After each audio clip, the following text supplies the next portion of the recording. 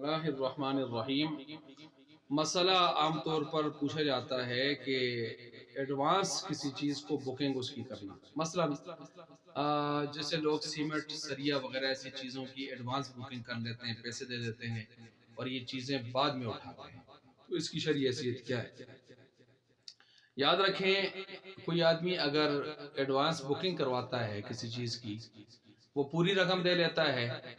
یا اکثر رقم دے لیتا ہے یا پوری رقم دے دیتا ہے، اور عموماً بکنگ میں پوری رقم لے لی جاتی ہے، اور پھر سامان اس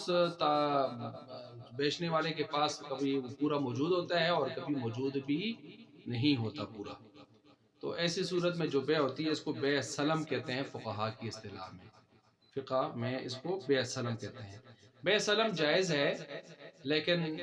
چند شرطوں کے ساتھ، تقریباً 6-7 اس کی شرطیں بیان کی جاتی ہیں۔ مثلا ہم اس کو سریے کے اعتبار سے دیکھ لیتے ہیں،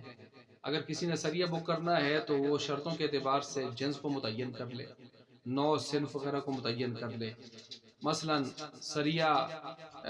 کیا خریدتا ہے سریہ،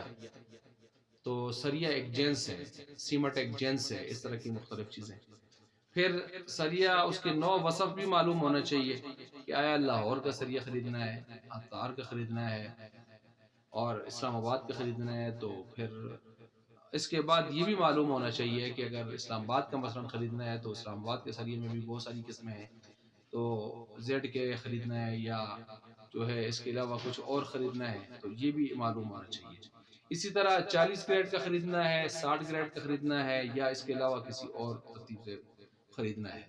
اس کے علاوہ یہ بھی معلوم ہونا چاہیے کہ کتنی مدت تک یہ اٹھائیں گے، ایک مدت وہ بھی بتا دی جائے،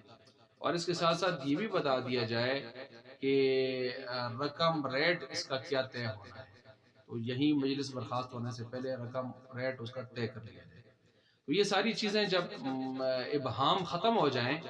اس سودے سے، تو ابہام ختم ہونے کے ساتھ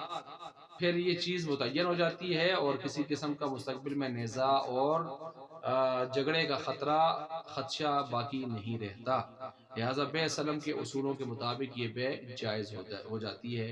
اللہ تعالیٰ سمجھنے کی توفیق عطا فرمائے۔